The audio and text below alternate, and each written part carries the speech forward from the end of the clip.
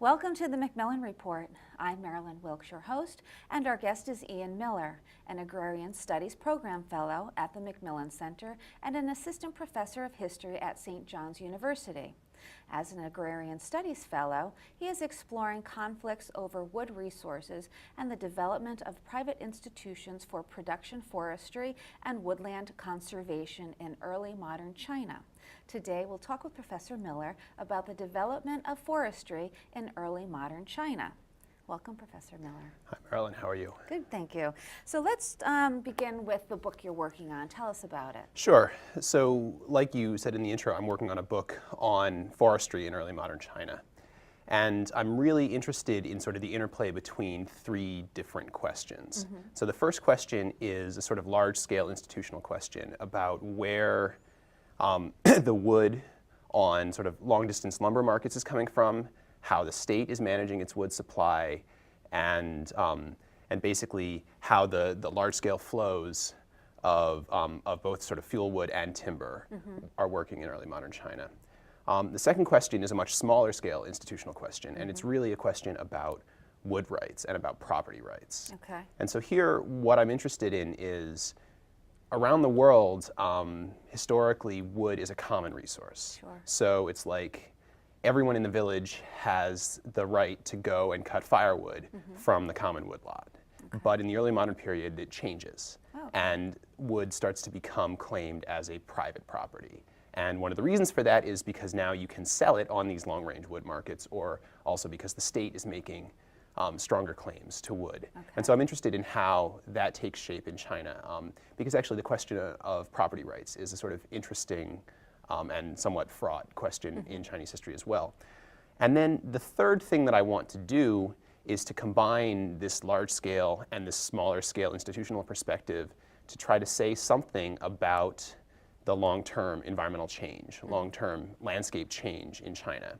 And this is another sort of fraught question in Chinese history because we're addressing a narrative that holds that China experienced sort of long-term deforestation and really quite severe deforestation. And so I'm trying to use both this large scale and this smaller scale perspective to add some nuance to that story. Okay, when you say early modern China, help me with the years you're Sure. talking about. Sure. So I'm talking principally about the period between about 1200 and 1800, although I range a little bit earlier than that and a little bit later than that as my sources take me.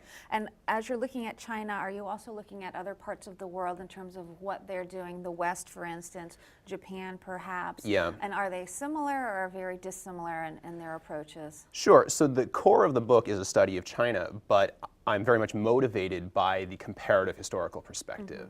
And so if we look at Europe, for example, this is a period when, I mean, especially after about 1500, European states, first Venice and then later places like Spain and France and England and the Netherlands and then later the German states become very much concerned with where their supply of timber is coming from. Okay. And so they're innovating new forms of state oversight and in particular territorial oversight of wood production. Okay.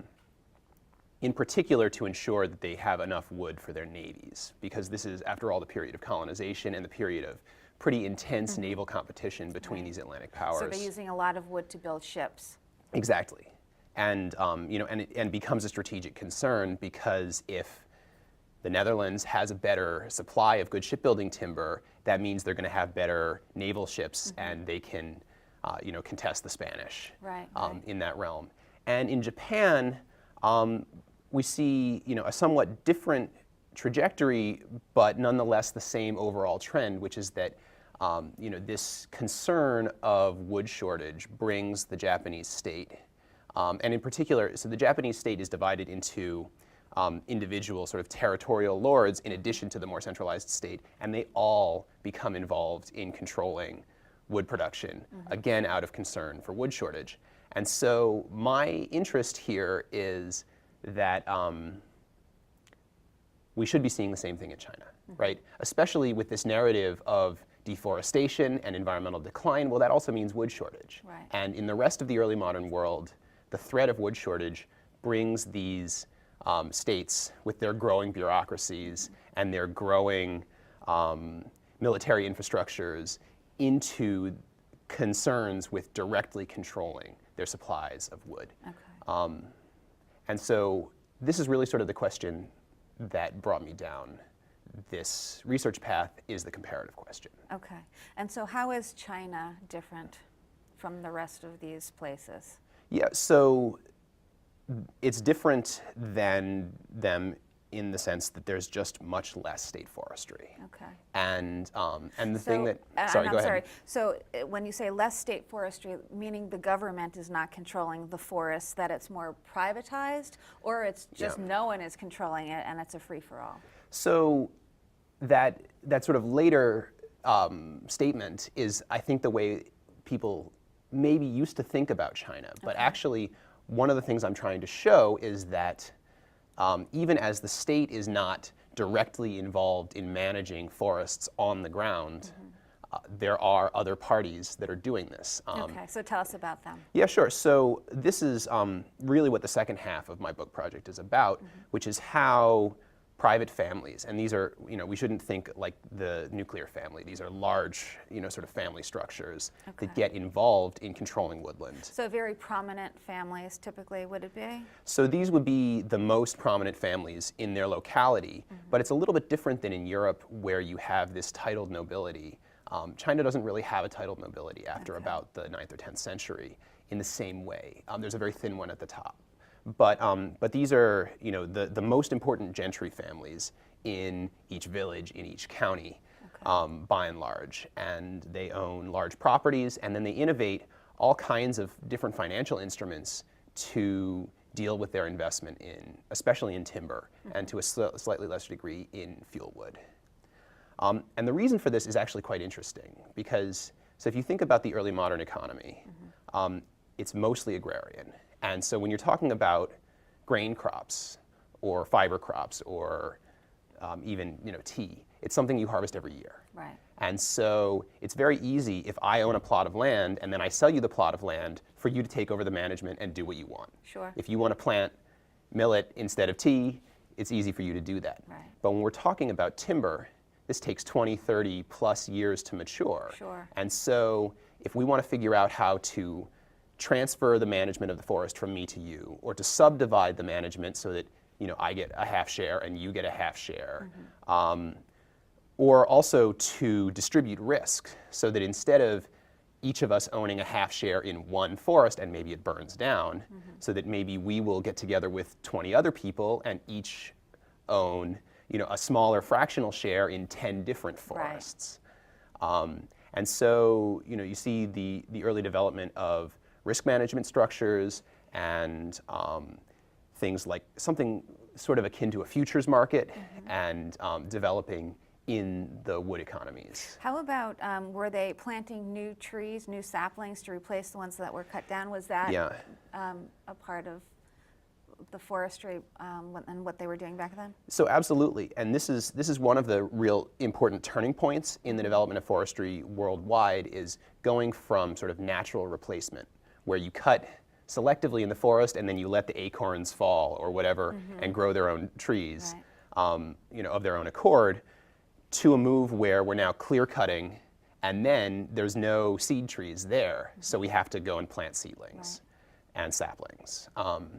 And so both of these are things that the techniques for planting seedlings and saplings are described as early as, I think, the 5th or 6th century. But for timber trees, they become important in the 12th century. Before that, it's mostly for fruit and things like that. I see. And by the time you get to the 15th or 16th century, this is the dominant form of forestry in some parts of China, where they're absolutely cutting a whole block of trees and then planting them again from seedlings. Okay. So I'm curious to know how you got interested in this particular topic. Yeah, so I guess I'm a little bit of an environmentalist, which a lot of people of my generation are, but I'm also interested in and concerned with social justice. And so I was very interested in this sort of interplay between these two different concerns, and especially when you're talking about a common resource like the way that woods were in the early modern period. And so on the one hand, you have the threat of environmental degradation. And so that leads people to create new institutions to prevent it, right? To enforce rules, to make sure that wood that is cut is replaced, what have you. But the thing that's very interesting to me is that the people who get left out when you start enforcing new regulations on common property are, exactly who you would expect it to be. It's the poor, it's women, especially widows, it's outsiders and immigrants. And so I was very interested in how this plays out, this sort of conflict between wanting to extend rights to these, sort of people in less stable circumstances so that they can continue, reaching a level of subsistence, but at the same time wanting to prevent environmental degradation. So in doing the research, is there any specifics you can offer in terms of the balance between ensuring there's enough wood and that not too much has been cut down? Yeah, sure. So in terms of, a lot of it plays out in terms of these large families that I was talking about before. And in particular, the question of what to do with excess population. Right. So this is a problem that we see all around the world, right? But it's the question of, if you are in a limited setting, like say a village, right, and its surrounding lands, that there's only so much farmland and forest to go around. Right. And so if you have more people, then you need to grow more food. And that's going to lead you to cut down the woods. But then if you cut down too much of the woods, you don't have enough fuel to heat the, to cook the food or to heat your house in the winter. And so you're left, when you have too many mouths to feed, with this question of, are we going to starve or are we going to freeze? Yes. And so what we see is these families finding ways to encourage emigration. And what are they? Well, so there are a few. So one is that the poorer branches of the family will increasingly be cut off from the common resources shared by the family. And so that seems pretty brutal. it is pretty brutal. And so these are conceived as institutions that go towards supporting all of the descendants. But in fact, what we find is, over the course of generations, you inevitably have, one brother who's rich and another brother who's poor, to make a very simple example, right? And so then the descendants of the rich brother will increasingly control the entire family property, or have more control of the family property than the descendants of the poor brother. And so over time, you start to see them denying access to common woodlots, denying them the right to bury their dead in a shared graveyard, and also things like, if they don't pay their dues, because these are actually dues collecting organizations in addition to everything else. If they don't pay their dues, they don't get access to the shared school, they don't get to participate in family rituals, and all of this stuff. And so it's a way of, not so subtly, saying, hey, Time to leave. Time to leave. Maybe you'd be better off going west and seeking your fortune in the new frontier. Maybe you'd be better off on a merchant ship, trying to make your living that way, or just as a peddler, right, traveling the countryside. Yeah, that's very interesting. In terms of doing your actual research, I'm curious to know about your methodology, and also, did you come across specific stories in terms of people talking about this, like, oh, my family is basically, telling me I have to go, that I'm a burden and I have to seek my fortune elsewhere, that kind of thing? Interesting. So the challenge of this research has been so in the beginning, it was very difficult to find sources that even talked about wood. And so it was a process of figuring out what are the other ways that they're talking about this. Okay. And so do we often see people saying, you don't get firewood anymore? Actually, not that much. Okay. What we see instead, or what I've seen instead, is that graves play a hugely important role in these families. In what way? And so in at least two ways. One is that they're the ritual center of ancestor worship. And so if you don't give people the right to bury their fathers or their grandfathers on the collective plot, what you're saying is, you're not part of the family anymore. You don't get to be part of these rituals anymore. And if you can find another place to bury them, good for you. Wow. But then the other thing is that graves are actually, they're in the woods, and they are used to control access to the woods a lot of the time. So not all woods have graves in them, but most graves, at least until about 1700, have woods around them. And so access to the grave sites is not just about ritual, it's also about access to firewood. Okay. Do they still have the graveyards in woods today? So this is still a strong tradition, but it's become, maybe superficial is too strong a word. So part of it, and this is one of the questions that I don't know that I'm totally able to answer, is when these woods get cut down. Okay. I tend to think it's largely in the 19th and 20th century when China goes through a whole series of crises. But as late as 1800, Western travelers are still describing this is what Chinese graves look like, especially in the South. They've got woods behind them. Okay. But then, in the modern period, some of this preference to bury near trees becomes sort of formulaic and has actually very little to do with the wood. So you'll see people putting like plastic trees next to their graves, or you'll even see people making online memorials to their ancestors, and there will be like tree gifts or whatever next to it. Okay. So the tradition persists, but it's Changed a bit. and part of that is that in the modern world, access to firewood doesn't matter the same way it did prior to, say, the late 19th century. Right. All right, China is a huge country. Sure. So I am curious, if are you looking at all of China or a particular part of China, and if it's all over, are things similar, dissimilar in some ways? Yeah, so I've done field work principally in two provinces, Fujian and Jiangxi, which are in the south. Fujian is on the coast, Jiangxi is the next sort of most interior province. And really, the story that I can tell mostly focuses on the south, and in particular on wood exporting regions of the south. North China is very different. So the North China Plain has very little wood. Okay. From probably quite early in history. And then when we're talking about Manchuria, the northeast, that historically was home to non-Sinitic peoples, to Manchus and Mongols. And so with the last imperial dynasty in China, this was actually a Manchu-controlled dynasty. And so they had very different forms of land management for the Manchu lands in the northeast than for the Chinese lands in the rest of the country. So yeah, my study primarily focuses on the south. Okay, all right.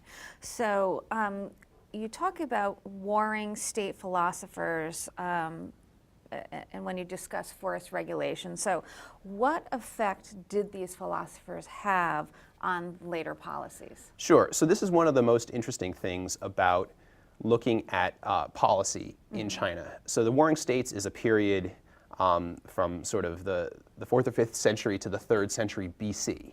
So this is almost 2 millennia before the period that's the main focus of my research.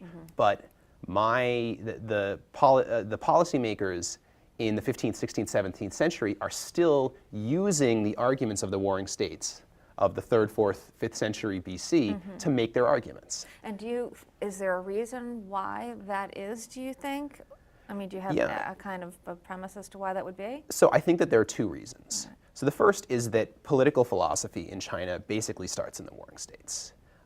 And a lot of that is because this is the period when states, the early period of state building in China. And so with the emergence of recognizable forms of polity, you also have the recognizable emergence of forms of political discourse. Right. And so up until the 19th, even the early 20th century, these ideas still have some currency because the institutions themselves actually have a great deal of continuity. Okay. Going back 2 millennia. The other reason, which is very actually closely intertwined to the rise of states, is this is the earliest period where there's a clear experience of environmental degradation, of deforestation in particular. And so not only are these early philosophers reacting to the rise of states, but they're also reacting to the possibility of environmental degradation. I see. And so the early states, these warring states, and then the earliest empires in China are able to draw on this body of philosophy to argue for certain forms of conservation. Right, okay. And so, it's not just the earliest policy arguments in general that go back to the warring states, but it's specifically the earliest environmental policy arguments that go back to the warring states. Okay. And so those are the same ideas that are getting, I guess in some ways it's the Silent Spring moment, right? It's the moment when they realize the possibility of totally degrading their landscape. Right. And so the political will and the ideas about how to use this political will to create sustainability are created. Right, right. So in listening to you say that happening, so many thousands of years ago, it makes me think about today in terms of, some of the things we're facing in our world today in terms of deforestation and environmental issues. So I guess I want to ask you, does the early history of forestry in China teach us anything for today? Yeah, I think it does. We have to be careful applying the lessons of history. There's a turn of phrase I really like, which is, history doesn't repeat itself, but it rhymes, right? And so some of these same issues that we see, at least in general terms, as early as the 3rd or 4th century BC, are the same issues, again, in general terms, that we see today. And so the interplay between questions of preventing environmental degradation and questions of ensuring equitable access to resources are things that people were dealing with for hundreds and really thousands of years in China, and that we're dealing with now. And so when we talk about deforestation in the contemporary world, the places that we're most concerned about deforestation, it's not New England, it's not Germany, right? It's not really even China anymore. It's largely places like Indonesia, Brazil. Right. And these are, by and large, poor countries, and the regions that are being deforested are, by and large, poor regions. And so when we're talking about halting this deforestation and encouraging sustainability in the Brazilian rainforest, we also have to think about what effect this has on the locals who rely on forest resources for their subsistence. Right. It is a complicated situation, and, in addition to the people, the animals that are displaced as well. So absolutely. it is a very complicated situation. And so I think one of the things that doing this study has taught me is that sustainability is absolutely an important goal, right? But we also have to be aware of what people are doing in the name of sustainability. We need to be aware of when governments are using sustainability as an excuse to claim resources for themselves, or even when corporations are using sustainability as a resource, as an excuse to claim resources for themselves, saying, these peasants don't know what they're doing. They're burning the forest down. Let us take care of it. We know how to manage the resources efficiently. Right. And so this is something that, I see myself continuing to be concerned with even as I move past this specific project, is this question of the interplay between sustainability and equity in access to resources. Right. So more to come. I hope so. Yes. Thank you so much for being here with us today. Thank you, Marilyn. It's been a lot of fun. Thank you. For more information about Professor Miller and his research, please visit our website at macmillanreport.yale.edu. Be sure to join us again for another episode of the MacMillan Report, made possible through funding from the Whitney and Betty MacMillan Center for International and Area Studies at Yale.